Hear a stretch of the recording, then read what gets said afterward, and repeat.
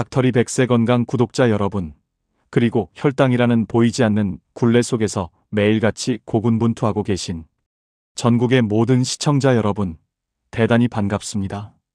여러분의 지친 마음에 따뜻한 위로와 명쾌한 희망을 전해드리고 싶은 여러분의 든든한 건강주치의 닥터리입니다. 오늘도 어김없이 동이 트자마자 습관처럼 혈당 측정기를 찾으셨을 겁니다. 차가운 바늘이 손끝을 찌르는 순간의 따끔함보다 그 뒤에 나타날 숫자를 기다리는 몇 초의 시간이 천금같이 무겁게 느껴지는 하루하루. 그 고단하고 외로운 싸움을 이어가고 계신 여러분께 먼저 깊은 위로와 존경의 마음을 전합니다. 가족들과 함께 둘러앉은 풍성한 밥상 앞에서 마음 편히 숟가락 한 번 들지 못하고 무엇을 먹어야 할지, 얼마만큼 먹어야 할지 눈치만 살피게 될 때의 그 서러움. 친구들과의 즐거운 모임에서도 행여 혈당이 오를까 싶어 마음껏 웃고 즐기지 못하는 그 소외감.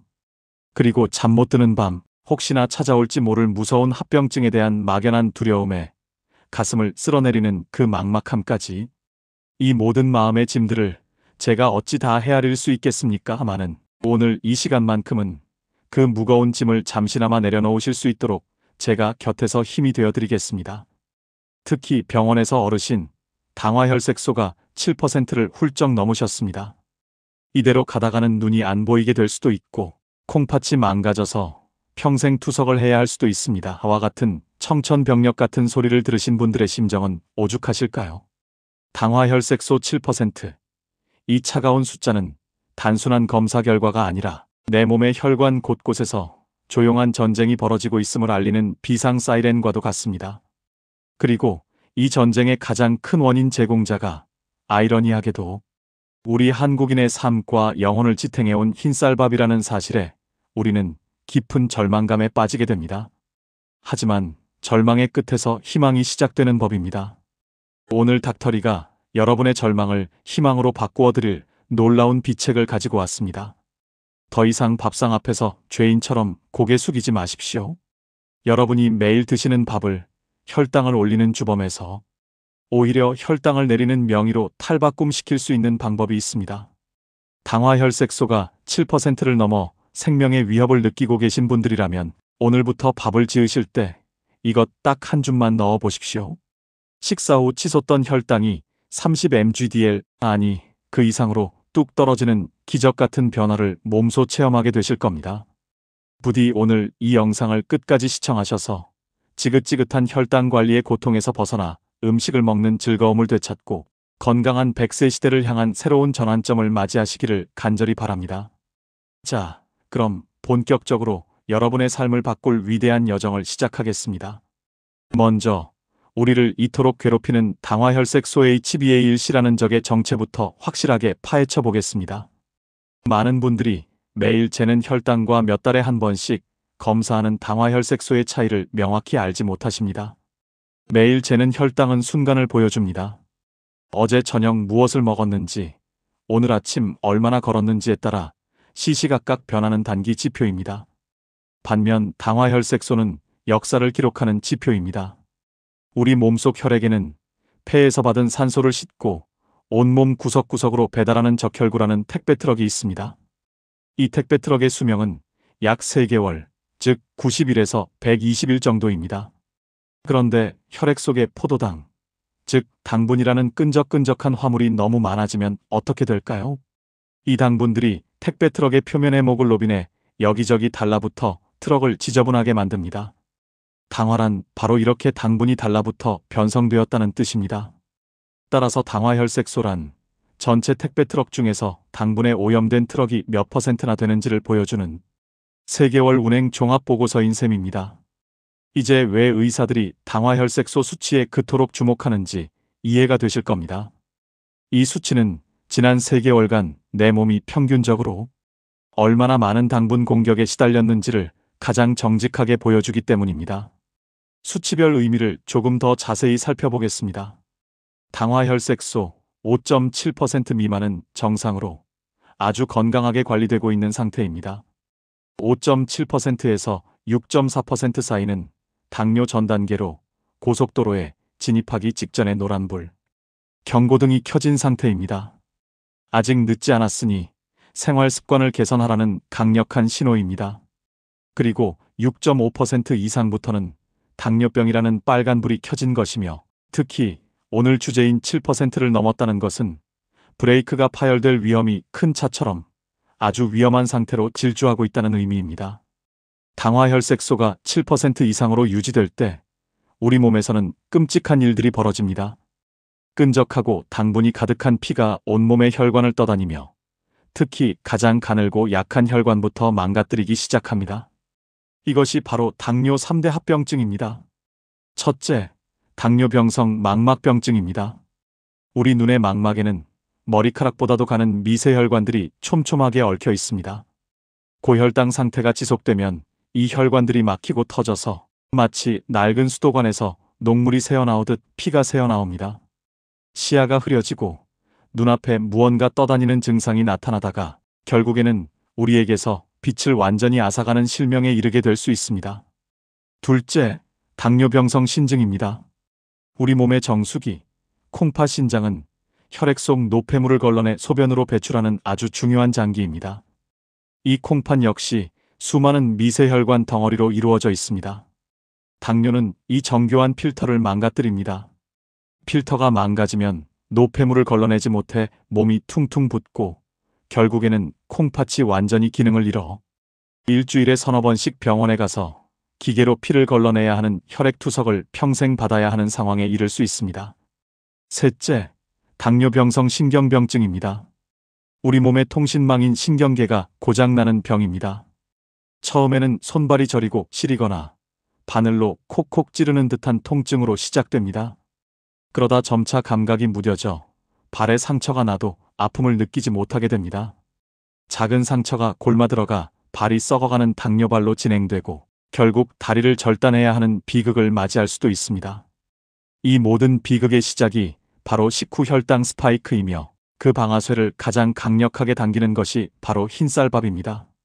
앞서 말씀드렸듯 영양의 핵심인 쌀겨와 씨눈이 모두 제거된 백미는 우리 몸에서 거의 설탕과 같은 속도로 흡수되어 혈당을 수직으로 상승시킵니다. 이 개념을 혈당지수 GI, 글라이세믹 인덱스로 설명할 수 있습니다.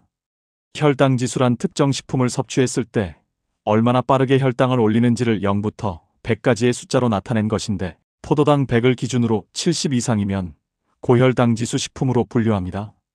흰쌀밥의 혈당지수는 무려 86에 달합니다. 반면 오늘 우리가 주목할 렌틸콩의 혈당지수는 28에 불과합니다. 스포츠카와 자전거의 속도 차이만큼이나 엄청난 차이입니다. 자, 이제 오늘의 주인공을 정식으로 소개하겠습니다. 여러분을 당뇨의 공포에서 구원해줄 영웅, 바로 렌틸콩입니다. 렌틸콩이 어떻게 이토록 강력한 힘을 발휘하는지 그 비밀을 상세히 파헤쳐 보겠습니다. 렌틸콩 속에는 우리 몸의 혈당을 조절하는 3명의 위대한 장군, 수용성 식이섬유, 불용성 식이섬유, 그리고 저항성 전분이 포진해 있습니다. 첫 번째와 두 번째 장군은 식이섬유 형제입니다. 먼저 수용성 식이섬유는 물에 녹아 끈적한 젤을 형성합니다. 렌틸콩밥을 먹으면 이 젤이 밥알탄 수화물을 전체적으로 코팅하여 위장에서의 배출 속도와 소장에서의 당분 흡수 속도를 물리적으로 늦춥니다.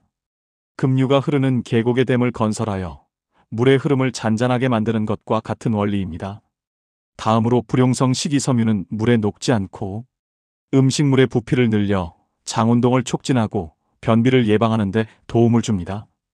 당뇨 환자분들 중에는 변비로 고생하는 분들이 많은데 이 문제까지 해결해주는 고마운 존재입니다. 세 번째 장군은 가장 강력하고 영리한 저항성 전분 리지스턴트 스타치입니다.